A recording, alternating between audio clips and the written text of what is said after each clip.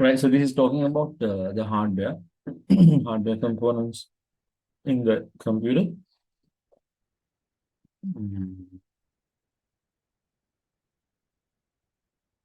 And when it comes to hardware, one of the most important architecture of hardware is the von Neumann architecture. Those who didn't do this, this will sound new, completely new. Von Neumann architecture. A computer scientist called von Neumann brought a concept called stored program concept. Stored program concept. You highlight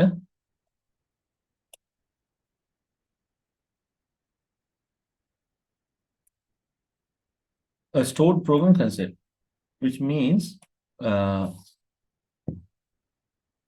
what happens here is when you run a program,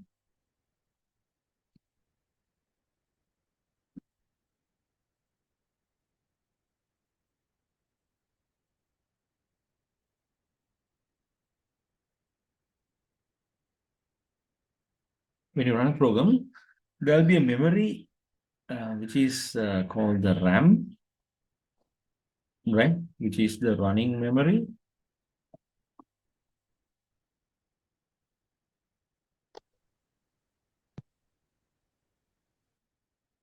Where the program instructions and data will be loaded into, right?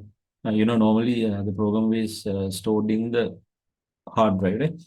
So when you run the program, what happens is both the data and instructions will be loaded into a memory called RAM, right? Until then, the data and instructions will be stored in the hard drive, the secondary storage.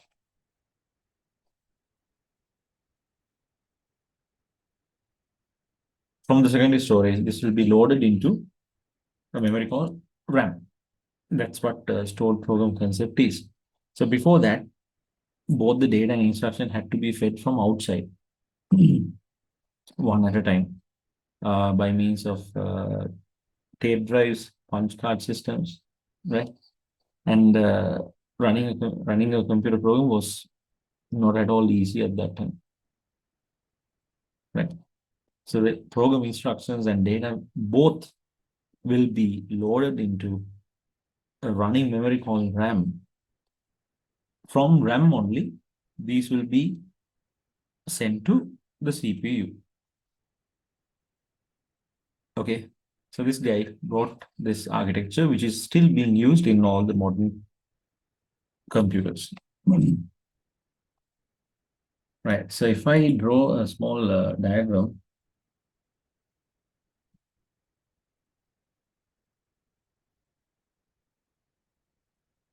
to show you how this actually works, it'll be like this. You have the CPU,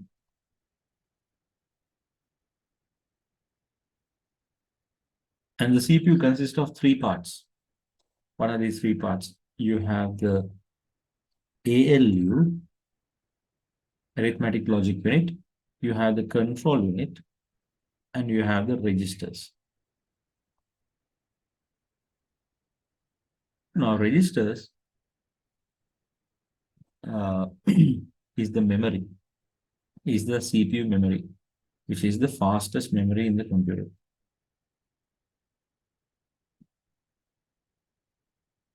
We can write this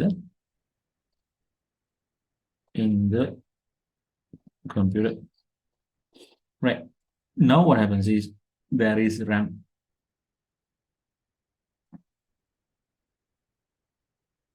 which is the working memory. You can draw this. Working memory. Right. And then you have the secondary storage. let's say hard disk drive.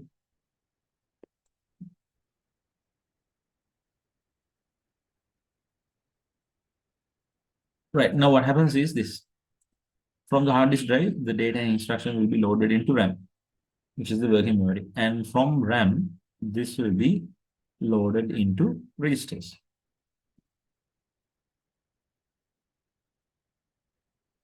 And then the data and instruction will be processed in the ALU and then brought back to registers, and then they'll be sent back to RAM.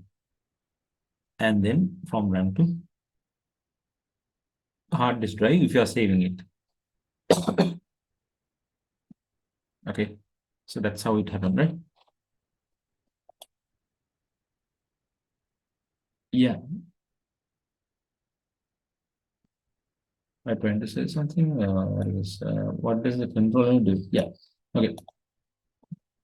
So the control unit sends control signals to all the parts of the computer. It's like the traffic police. It'll instruct ALU to perform arithmetic and logical operations. It'll instruct, you know, input devices. It will instruct output devices, and it manages the whole process. It sends control signals to all the parts of the computer.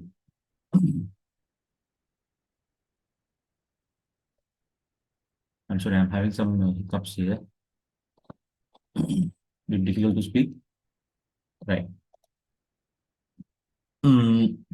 Okay, now then, so this von Neumann brought this architecture, this RAM. Okay, and because of that, the program is loaded, data and instructions are loaded into the RAM, and then they are brought into the registers, and then to ALU to process. Okay, now later, what happened was the RAM is faster than HDD. Registers are the fastest, but the RAM couldn't supply data and instructions at the same speed of registers. And there was a bottleneck between RAM and registers. So what they did was they brought in another memory called cache.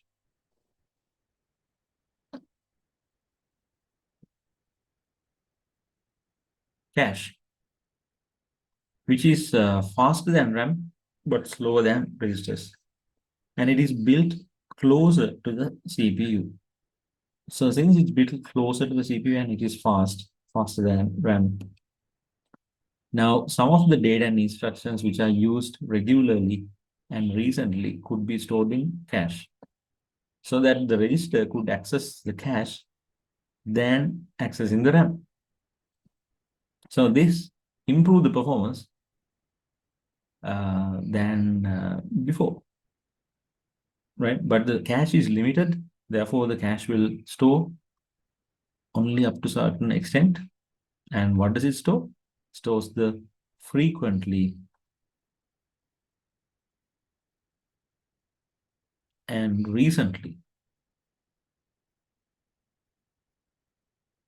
used data and instructions.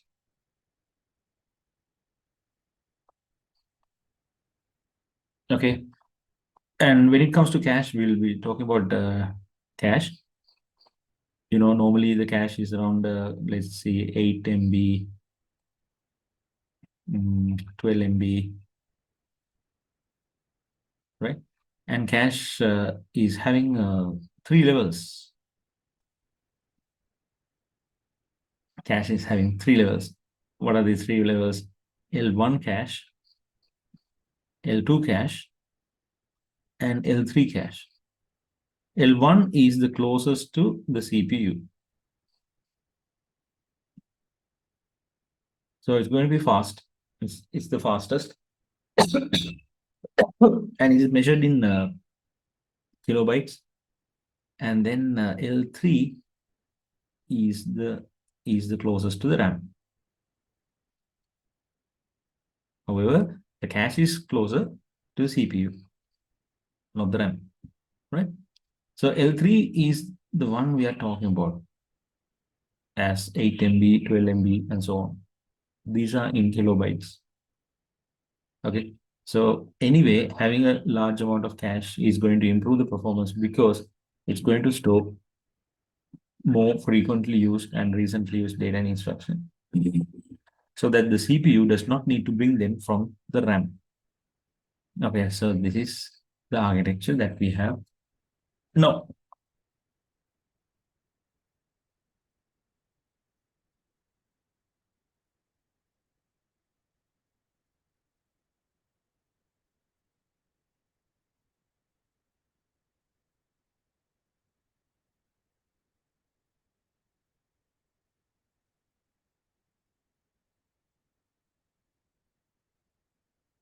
right now, you can see we have the CPU, we have the memory, which is the RAM, and we have input output devices, and also we have secondary storage, right?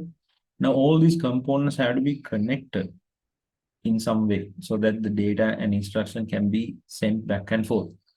So the this connection method is called bus. So there is a set of parallel lines that connects all these parts together. That's called the bus. And when you talk about the bus, we can talk about bus width and bus speed. I think you have heard about bus speed, right? When we look at the computer's specification, they talk about bus speed. So highlight this, right? In a one Neumann architecture computer, the hardware device that does the processing is called the CPU. The storage is called main memory, random access memory. But remember, this memory is not the secondary storage, right? This is the RAM. They are connected to each other and to input-output devices by a group of connecting wires called a bus. So bus is a set of parallel lines like this, right? And each line can send one bit at a time, right? If you have four wires like this, it can send 4 bits at once. If there are 8 wires, it can send 8 bits at once. So we say this bus has a width of 4 bit, 4 bit bus width. And then there's a rate at which data and instructions, right now, what does bus transfer? This can transfer data, it can transfer instructions or the control signals,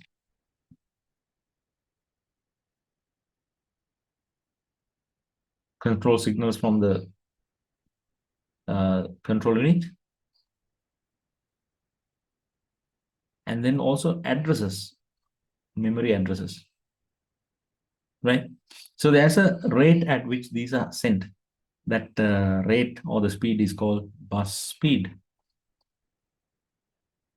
Now, this bus speed is measured in megahertz. Okay, and the bus width is measured in bits. Okay, and there are different types of buses based on what they transfer. We have data bus, we have control bus, we have address bus, and so on. I think we don't come across that for this term since we are stopping at virtual memory.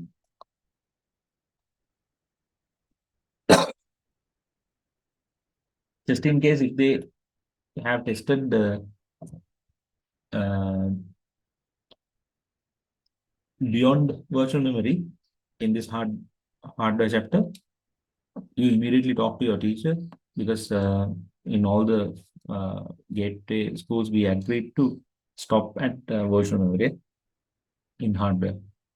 So if you get questions out of virtual memory, can you tell the coming units? I have told you, several times. I have actually shared that screenshot. Okay, let me show you again. That means you haven't been following this. I shared a screenshot like this. I need to search.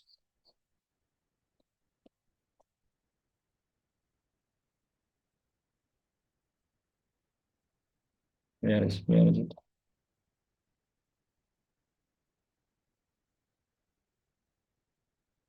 This one.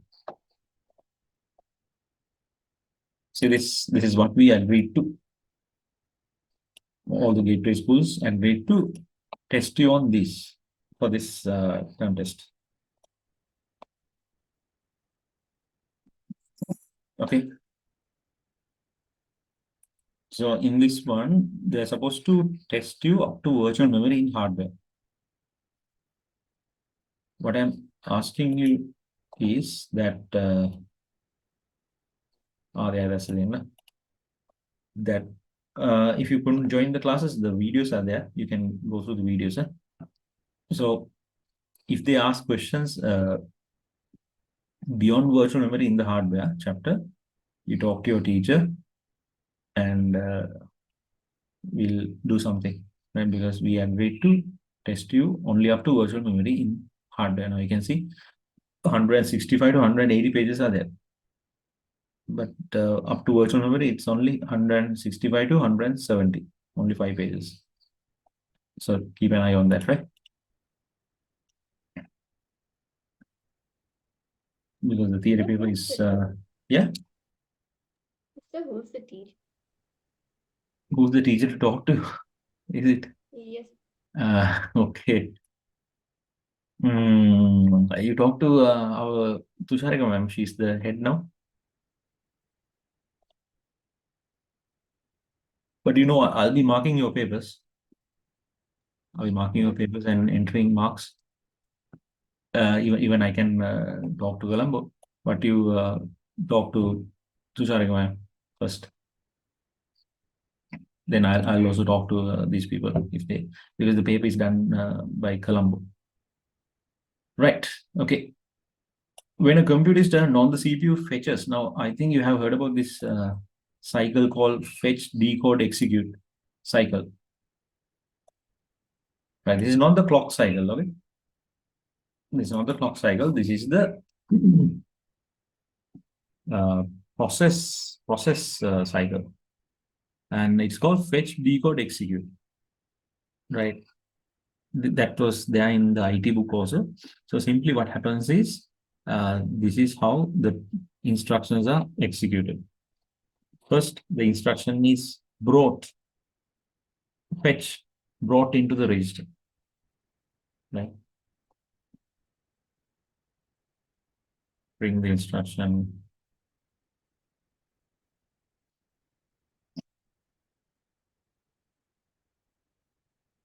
to register. And there are different types of registers also.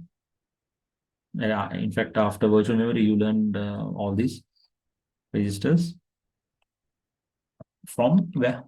From RAM. Right? And then the instruction has to be converted into a machine readable format. That's decode.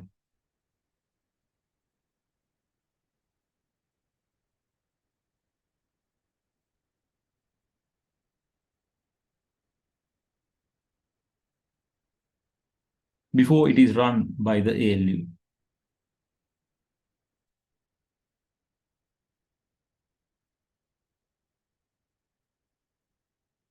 Right? So this goes as a cycle, reading instruction by instruction, converting and executing. That is called the processor cycle, and this is fetch, decode, execute. It's not the clock cycle. Okay, clock cycle. Oh, I forgot to tell you that here there is something called clock,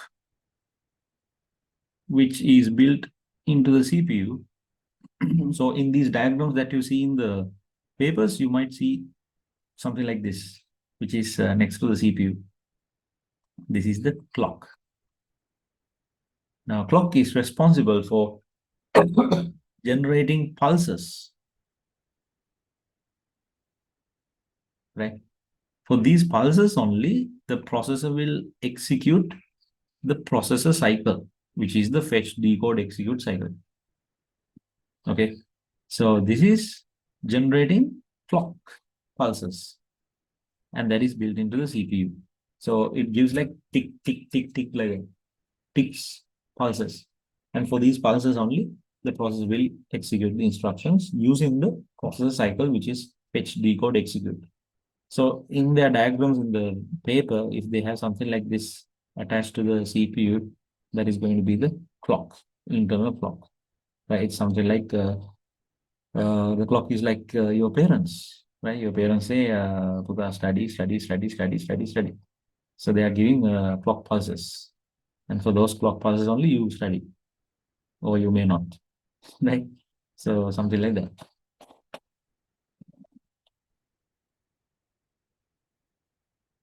Yeah, that's what I just told, right? Clock generates pulses.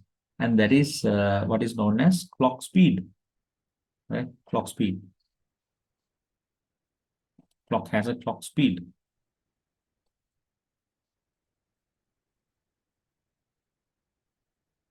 Clock speed. This is also taught in the IT book, clock speed, which is measured in gigahertz, like let's say 3 gigahertz. 3 gigahertz means if you convert this into hertz, right now, hertz is one pulse. 1 hertz is one pulse.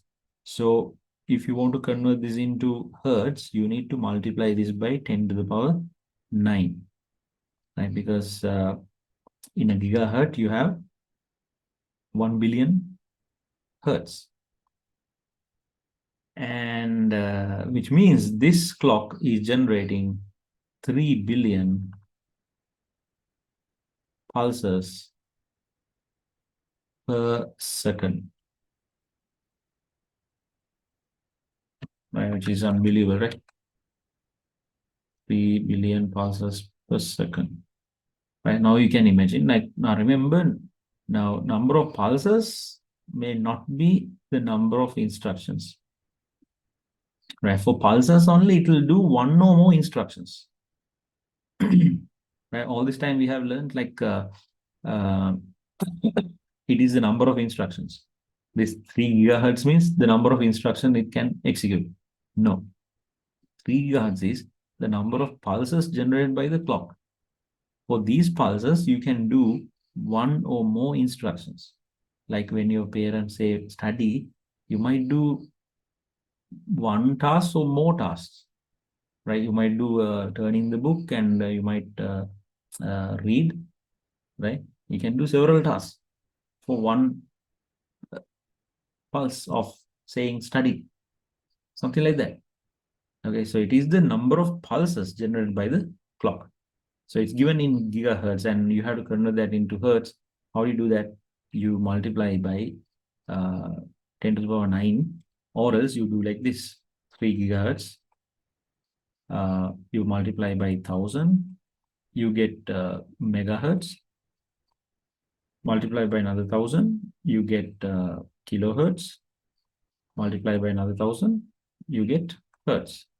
So 1 hertz is 1 pulse per second.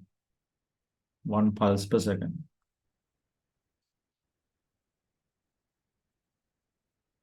Okay, so here 3 into 10 to the power 9. 3 billion pulses. Okay, hope it's clear to you.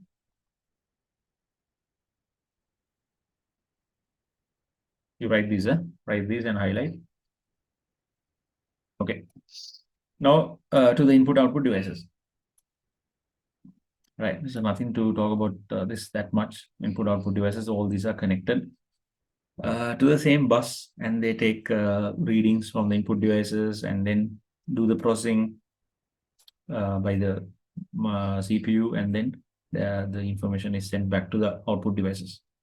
Okay. RAM and ROM. Right. So RAM and ROM plays a major role, vital role in this whole process. When the computer is starting up, booting up, it is the ROM which kicks in, right from the time when you switch on the computer. And after that, it's the RAM, which takes the main burden, right? If you have ever bought a desktop or laptop computer, you will have seen the main memory referred to as RAM. So main memory, system memory, they all refer to RAM. Mainly RAM. but it also has a ROM. But ROM is too small. It's the RAM which is leading, right? This is the temporary store that CPU uses for data and instructions and programs. Remember that both data and instructions are just binary numbers, usually bytes in the computer. The working memory is 1 byte, right? Inside the computer, the working memory or the measurable memory is 1 byte, but the smallest memory is bit. RAM is typically measured in gigabytes, that you know. When the CPU saves data into the memory, it is called writing. The CPU uses bus to tell the memory what data to save and where in the memory to save it. So the bus has to be sent with memory addresses. CPU should send memory address, right, to locate the memory location of the memory to store data. And the data will be sent through the data bus. Memory address will be sent through the address bus. So there are different types of buses. The reverse process is called reading. The CPU must specify which part of the memory to read from. Each memory location has a unique memory address, in the same way that your home is identified by an address. Okay, right. So remember, it's the RAM and ROM. So ROM is useful for starting up. ROM is useful for starting up, right? What are the programs that are stored in ROM? You have heard programs such as POST, Power on Self-Test, Power on Self-Test, which will check whether input-output devices are working properly when it is booting up. Then you have heard about BIOS, Basic Input-Output System, where you can change some system settings. Then you must have heard about something called Bootstrap. Bootstrap. What is Bootstrap? This is the one which will load the operating system.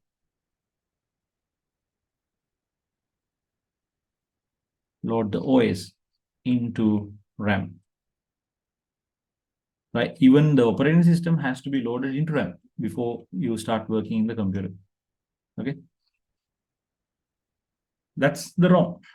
And ROM is permanent. Why is it permanent? Because every time when you switch on the computer, it should run. You can't be writing the programs or instructions to ROM every time when you want to switch on the computer. It has to be a permanent memory. So that's the ROM. And RAM is responsible for running all the programs, everything, right? That includes the OS. OS runs on the RAM. Then all the foreground processors, and then the background process. Now that day I told you what a process is, right? A process is a running program. When a program is running, it's called a process. Okay.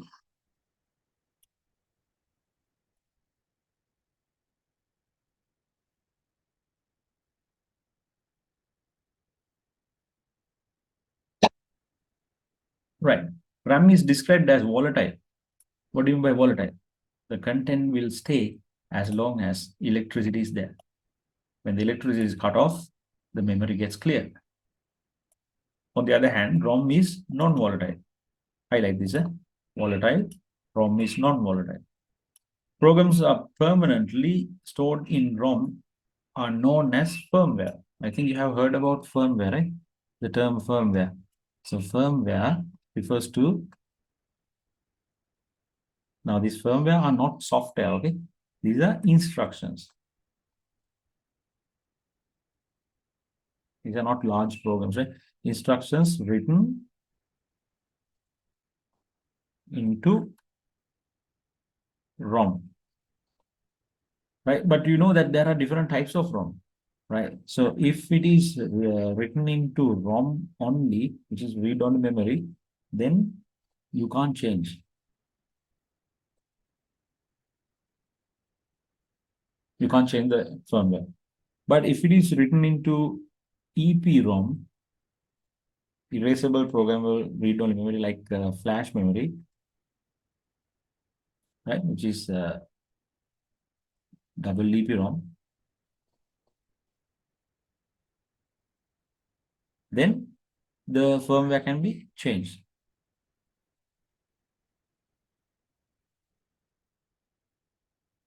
Can be changed. That's why you hear something called firmware upgrade. Now, BIOS is a firmware that can be changed, updated. So it's written into flash memory. Some firmware you can't change.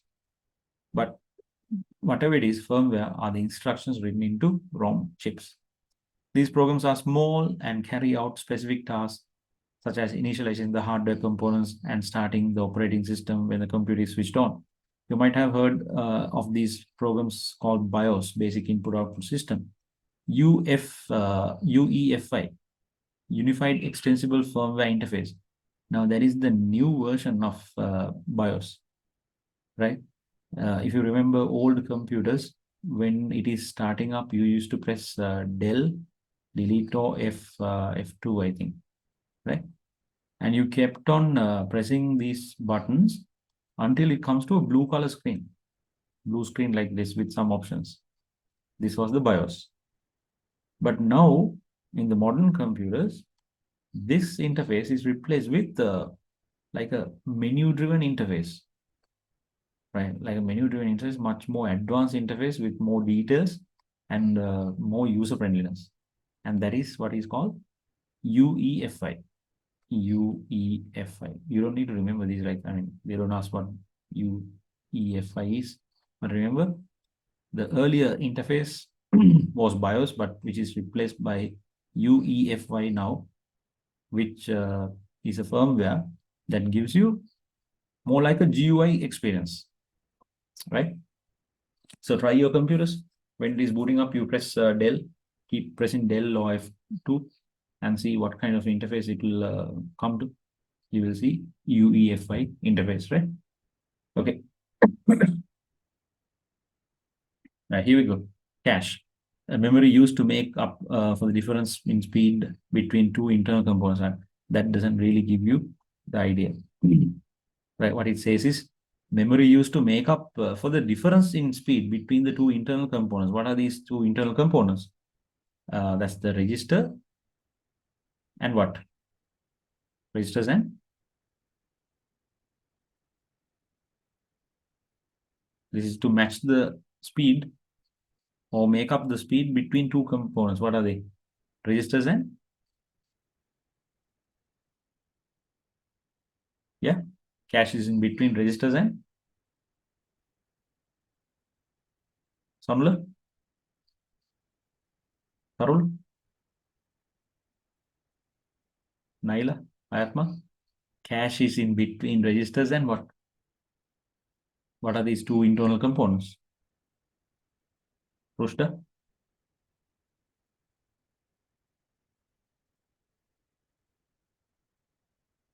Hello, are you The sleeping? RAM. Yes, it is RAM, okay? Registers and RAM. I know that you have to go to school tomorrow, and I'm not going to school.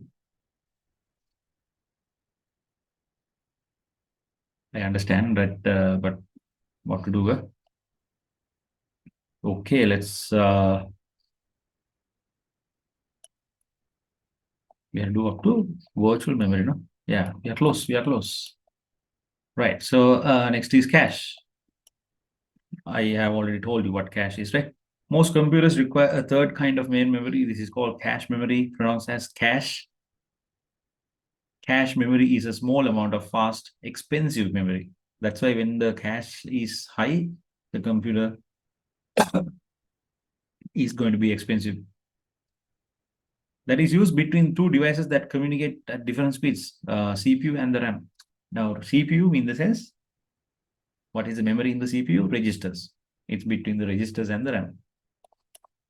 Okay, and cache you find in other places also, like you have browser's cache. Browser's cache is also, I hope you are awake. Let me see. Ayatma is there. Naila?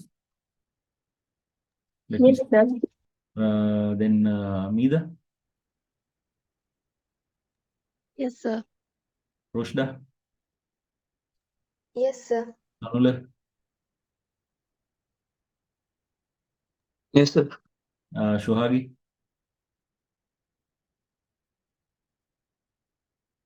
Shuhagi, are you awake or are you sleeping?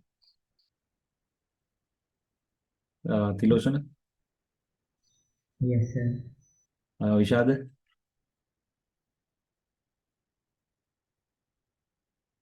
and Tarul. Tarul, you are there. Your mic is not working. Right. So browser's cache is there, which stores all the downloaded, pictures and scripts and everything. And we go and clear the cache. So cache is also temporary, and that's why some of the pages load without even being connected to internet because they come from the cache. Right, so you can see there's a speed difference. There's a speed bottleneck between the CPU and the RAM. So the cache comes into rescue in that, right? In a CPU cache, frequently used code or data are loaded in chunks from the slower RAM to the cache. The CPU accesses the cache memory at its own faster speed. This means CPU isn't slowed down by having to wait for data from the RAM. There you go. Right? When even when we talk about two people, let's say you and another friend, you are fast and the friend is slow. So what you have to do? You have to wait, right? So that's where the bottleneck is. You are waiting. The other friend is too slow. Your speeds are not synchronizing, right? So you have to wait. So that's this bottleneck. In the 1980s, CPUs and RAM worked at the same speed as one another, but the CPU technology developed much faster than RAM. This meant the RAM in newer computers could no longer keep up with the demands of the CPU. This caused a bottleneck that limited the performance of the computer. To solve this problem, engineers so the cache was introduced in the 1980s to solve this bottleneck. To solve the problem, engineers introduced a cache memory, but this created a new challenge. Right now, the cache is supposed to store frequently and most recently data up to some extent. But what if now because of that the CPU does not talk to RAM, it will talk to cache because it knows that the cache has what it is looking for. But the cache is limited. So sometimes when the CPU is looking for something in the cache, it may not be there because the cache is limited, right? So when more data comes into the cache, the previous data will be gone out. When this happens, when the CPU is trying to bring some data from the cache, but it is not there, that is called cache miss. Cache miss. And then the cache and the CPU has to wait until it is brought to the cache from the RAM and it is until it is reloaded, right? So that problem is there, but they have been a lot of researchers on to how this can be overcome. But cache is still extremely important to bridge this speed gap, right? Why this happens? Why do we need the cache? Because certain components run at uh, separate speeds, different speeds. Now that was RAM and registers now. But what about other devices like especially input output devices? Input output devices, they are comparatively slow. Imagine the CPU needs to wait for a click from the user, from the mouse. CPU is really fast and it is not going to waste time, right? It's a very efficient component that we saw, no? Scheduling and stuff, right? It doesn't stay idle even for a second, millisecond. So it won't be waiting until you click, until the mouse click is read and sent to the CPU as an instruction. So there will be a huge speed gap. That's why they have introduced something called buffer. So all these input-output devices, they have a buffer. And talking about buffers, what is very common and what you have heard is the printer buffer. Right? So the buffer is a small memory which is built into the input-output device. Right? So that when you read the data, right, and when you have information to be output, when you read data and instructions, they are held in the buffer temporarily, right? So that when the CPU is ready, it can directly talk to the buffer and read the data. Okay, so we have disk buffer, print buffer, and in graphics also we have a buffer called frame buffer, right? Data is transferred at high speed between the processor and this memory, right? So the mouse is there, then you have the mouse buffer. When you click, right, that instruction is stored here, right? And then the CPU can read from the buffer. Okay. The CPU can then continue with other tasks while the IO device takes data from its buffer at a slower rate. Right.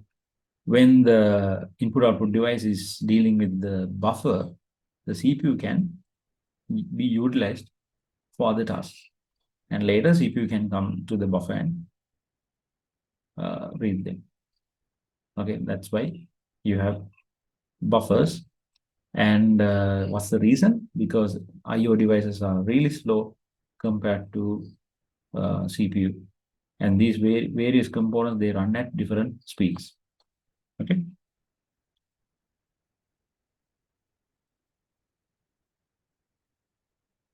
All right, we come to the last part. Virtual memory.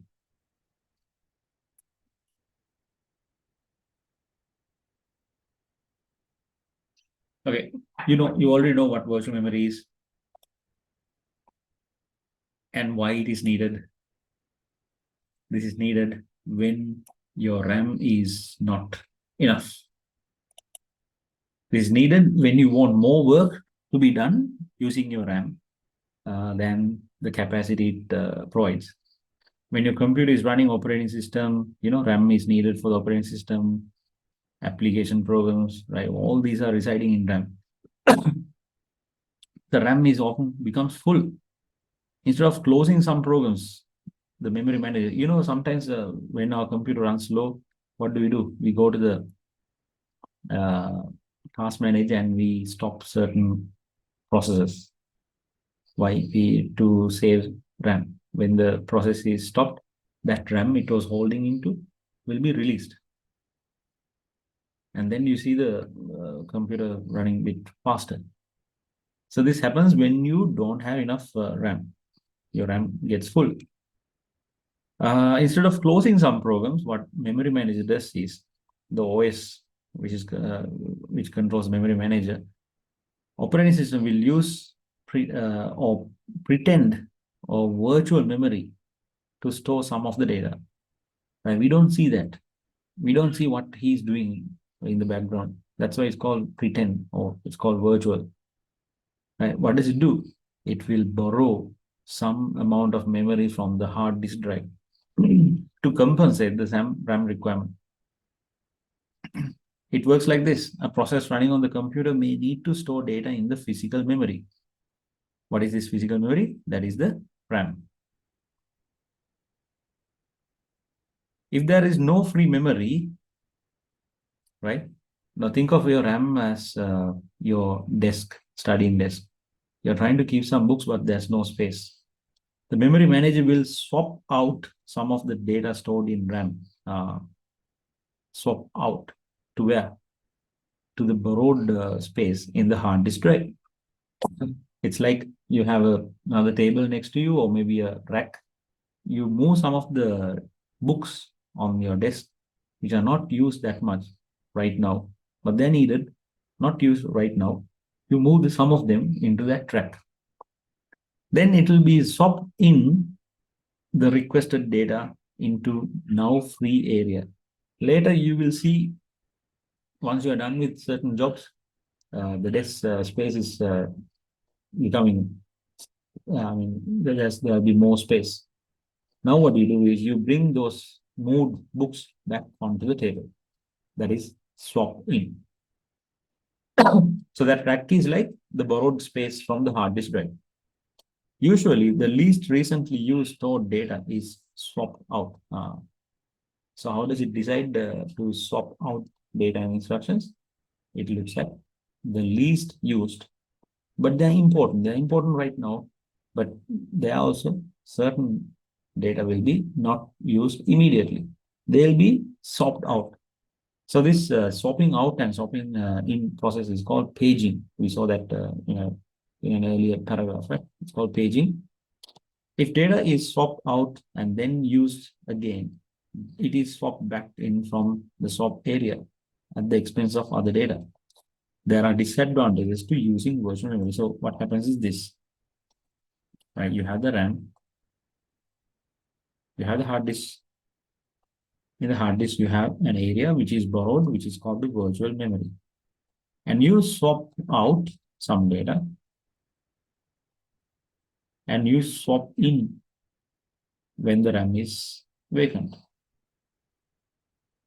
This is what happens, right?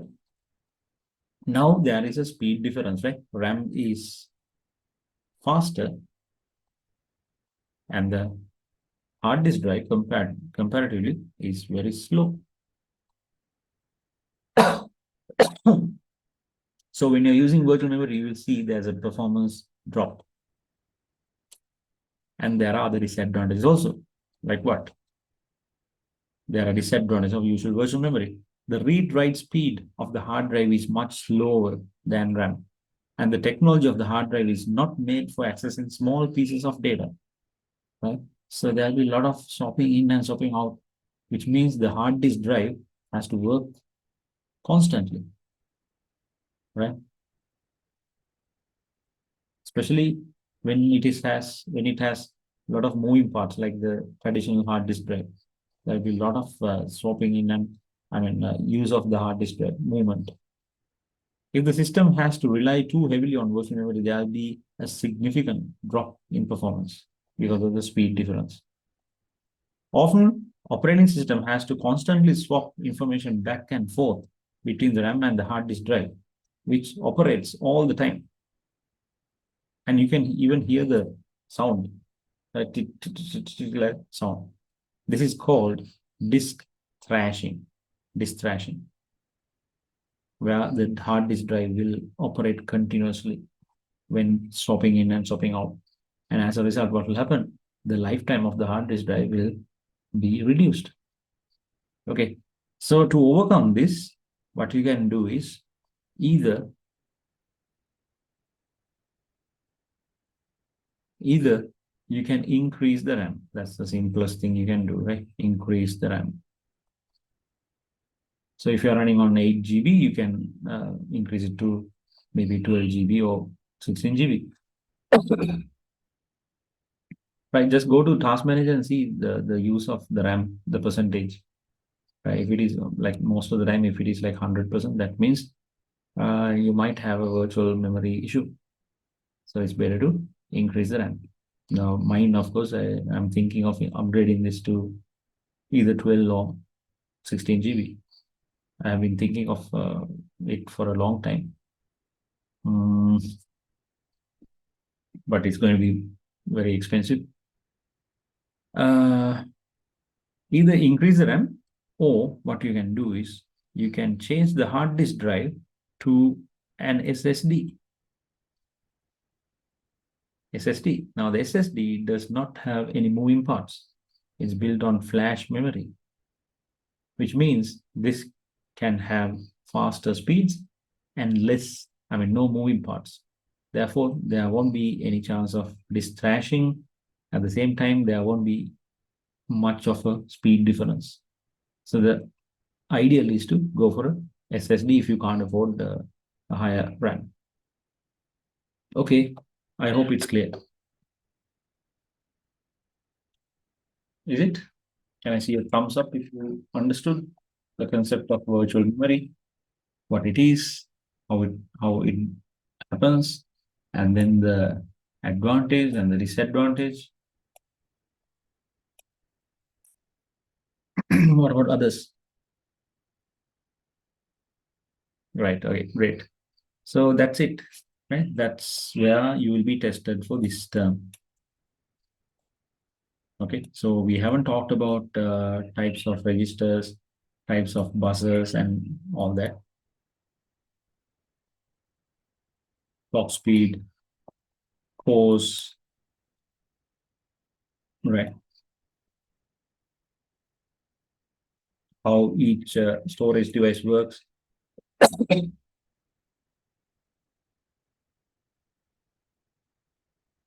Right, so check the paper. If they have included beyond this point, you can ask, I mean, you can check, right? That's it. And I think we have one small section to be done.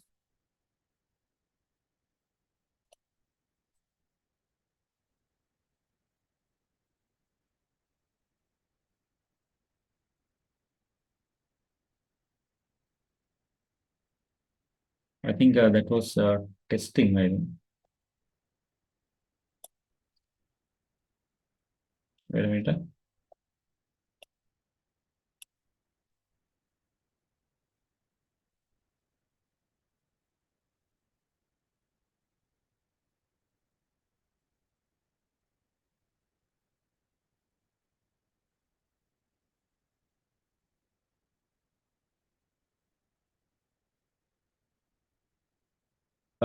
That day we did input output part one.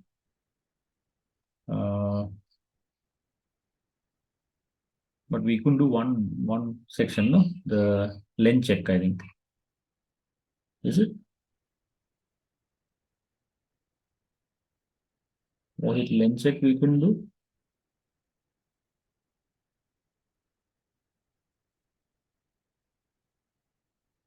Yeah.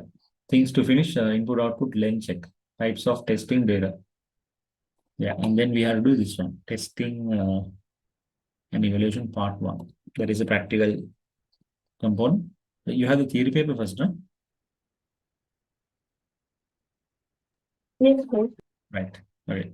So just remember, we have finished everything except input output lens check has to be done, and types of testing data, and this one, testing and evaluation part one. Those two are practical components, and the theory is done.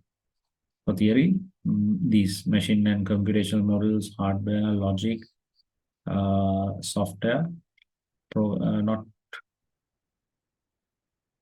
programming language, no programming languages.